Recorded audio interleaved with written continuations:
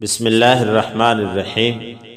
آج کے سبق میں ہم اذان اور اقامت کی سنتوں کا ذکر کریں گے۔ بہت سارے لوگوں کو اذان اور اقامت کہنے کا شوق ہوتا ہے اور اچھی بات ہے، ثواب ہے، لیکن اگر سنتوں کی رعایت کر کے، خیال کر کے اذان یا اقامت کہی جائے گی تو ثواب زیادہ ملے گا اور اللہ تعالیٰ کے ہاں قبولیت کی امید بھی زیادہ ہوگی۔ پہلی بات، اذان اور اقامت قبلہ رخ ہو کر کہنا سنت ہے، یعنی جب اذان کہیں اور اقامت پڑھیں تو رخ قبلے کی طرف ہونا چاہیے، یہ سنت ہے۔ نمبر 2، اذان کے الفاظ ٹھہر ٹھہر کر، اقامت کے الفاظ جلدی جلدی ادا کرنا سنت ہے۔ اذان میں آہستہ اللہ اکبر اللہ اکبر اللہ اکبر اللہ اکبر، اس طرح ٹھہر ٹھہر کر اذان کہی جائے گی تاکہ اذان سننے والا جواب بھی دے دے۔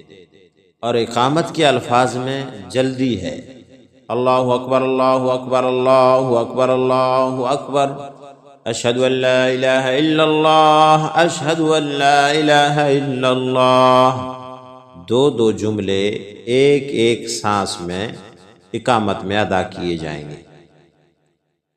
نمبر 3، اذان میں حی علی الصلاۃ حی علی الفلاح کہتے وقت مؤذن کو دائیں اور بائیں منہ پھیرنا سنت ہے، یعنی جب کہیں حی علی الصلاۃ دائیں طرف منہ پھیریں سنت ہے، اور جب اذان میں حی علی الفلاح کہیں تو بائیں طرف منہ پھیرنا سنت ہے۔ اس میں یہ خیال رکھنا چاہیے کہ سینہ اور قدم یہ قبلہ رخ ہی رہیں، ان کو نہیں پھیرنا، صرف منہ پھیرنا ہے۔ نمبر 4، جب مؤذن سے اذان کے کلمات سنیں تو جس طرح وہ کہے اسی طرح کہتے جائیں، اور جب حی علی الصلاۃ حی علی الفلاح پر مؤذن پہنچے تو جواب دینے والا لا حول ولا قوت الا باللہ کہے۔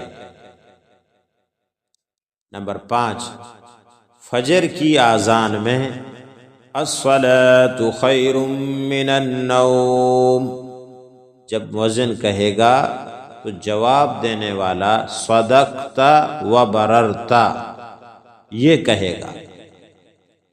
نمبر 6، اقامت کا بھی جواب اذان کی طرح دینا چاہیے، لیکن قد قامت الصلاۃ قد قامت الصلاۃ اس کے جواب میں اقامہ اللہ و ادامہا یہ کہا جائے گا۔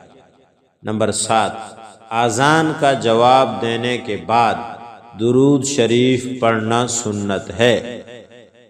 درود شریف پڑھ کر پھر یہ دعا پڑھیں جو بخاری شریف کتاب الاذان میں موجود ہے، اللہم رب هذه الدعوة التامة والصلاة القائمة آت محمدا الوسيلة والفضيلة وابعثه مقاما محمودا الذي وعدته انك لا تخلف الميعاد۔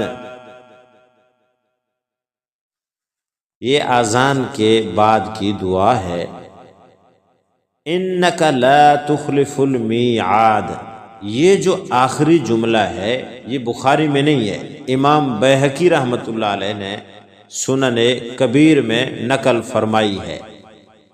اس کے علاوہ چند ایسے الفاظ ہیں جو لوگوں میں مشہور ہیں، والدرجۃ الرفیعہ وارزقنا شفاعتہ اور یا ارحم الراحمین، یہ جو الفاظ ہیں یہ مشہور تو ہیں، لوگوں کی زبانوں پر بھی ہیں، لیکن ان کا ثبوت روایات میں نہیں ہے۔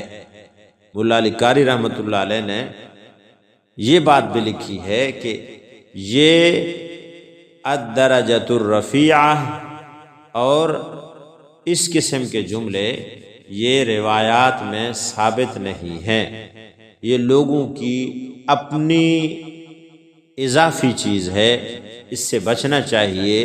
نور اور ثواب اسی میں ہے جو حضور اکرم صلی اللہ علیہ وآلہ وسلم نے بیان فرمایا ہے۔ اللہ تعالی ہمیں عمل کرنے کی توفیق عطا فرمائے۔ اس دعا پر یعنی اذان کے بعد کی دعا، اذان کے بعد درود شریف، درود شریف کے بعد یہ دعا، حضور اکرم صلی اللہ علیہ وسلم کی شفاعت اور حسن خاتمہ کا انعام یہ ملے گا۔ اللہ تعالی ہم سب کو عمل کرنے کی توفیق نصیب فرمائے۔